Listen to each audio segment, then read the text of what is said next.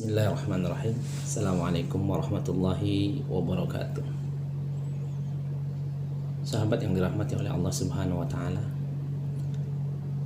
Seorang sahabat mulia yang bernama Abdullah ibnu Mas'ud pada suatu hari pernah bertanya kepada baginda Muhammad sallallahu alaihi wasallam, "Ya Rasulullah, ayu amalin afdal?"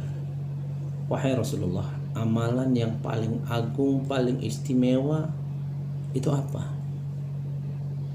Maka Nabi SAW mengatakan, as-salatu ala waqtiha, salat tepat waktu, atau as-salatu fi awali waqtiha, atau salat di awal waktu. Karena ini menunjukkan amalan yang sangat istimewa di sisi Allah Subhanahu. Karena banyak manusia itu melalaikan sholat. Fawailul lil musallin. Bahkan orang sholat pun tidak sedikit yang lalai. Hatinya tidak hadir, tidak paham yang dibaca, tidak tahu yang dilakukan. Maka sholat ini adalah perkara yang paling ringan, paling mudah, paling banyak ditinggalkan orang. Dan kalaupun orang itu sholat, banyak dari mereka tidak khusyuk. Karena Nabi mengatakan, awwalu ma tafkiduna min dinikum al-khusyuk hatta la tara fiha khasyian.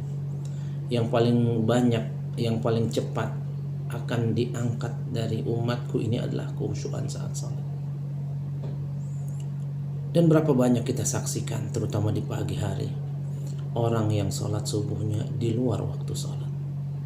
Jam 6, setengah 7 dia baru bangun, kemudian dia salat. Sementara salat ini adalah amalan yang paling pertama akan dihisab, akan ditanyakan oleh Allah Subhanahu wa taala. Dan dia menjadi perwakilan amal-amal yang lain. Kalau amal salat itu diterima, maka seluruh amal salat kita akan diterima oleh Allah. Akan tetapi ketika salat kita tidak diterima, atau salat seseorang hamba ditolak oleh Allah, maka seluruh amal solehnya akan ditolak oleh Allah Subhanahu wa taala. Kemudian Ibnu Mas'ud bertanya lagi, "Summa ayu ya Rasulullah?" Ya Rasulullah, selain salat tepat waktu, apa amalan yang istimewa itu? Birrul walidain, berbakti sama kedua orang tua. Islam mengajarkan kita untuk hormat, taat, bakti sama orang tua kita. Sampai di dalam Al-Quran dikatakan wala taqul lahuma uff, hanya mengatakan ah saja tidak boleh pada orang tua kita. Bahkan dosa durhaka ini adalah dosa yang Allah akan segerakan azabnya di dunia. Begitu pula nanti di akhirat akan tetap diazab oleh Allah Subhanahu wa taala. Maka seandainya ada di antara kita pernah membentak orang tua kita, maka kita pun nanti kelak akan dibentak oleh anak kita. Ada yang pernah mencaci maki orang tuanya, kita akan dicaci maki anak kita. Ada yang pernah menelantarkan orang tuanya, akan ditelantarkan orang tua kita. Seorang sahabat mulia bertanya kepada Rasulullah, "Ya Rasulullah, saya ingin berjihad. Hal laka min ummin? Kau punya orang tua tidak?" "Ada ya Rasulullah." "Izlam rijlaha." Kau urus tapak kakinya, maka kau akan dapat surga. Maka jemaah yang dirahmati oleh Allah, raghima anfu rajulun minkum man adraka walidahu ahaduhuma aw kilahuma wa lam yadkhul jannah.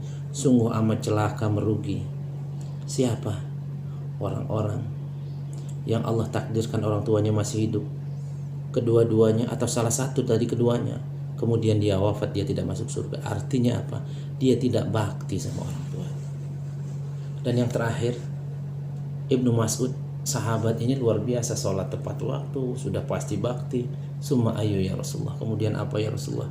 Al jihadu fi sabilillah, berjihad, berperang di jalan Allah. Karena jihad ini adalah dia menjauhkan pelakunya dari fitnah atau siksa kubur. Hisabnya akan ringan, bahkan dia tidak merasakan sakaratul maut. Mudah-mudahan kita dari bagian dari orang-orang yang mampu melakukan kebaikan-kebaikan, terutama mampu menjaga sholat 5 waktu kita dan bakti kepada orang tua kita. Dan mudah-mudahan Allah karuniakan syahid kepada kita semua. Assalamualaikum warahmatullahi wabarakatuh.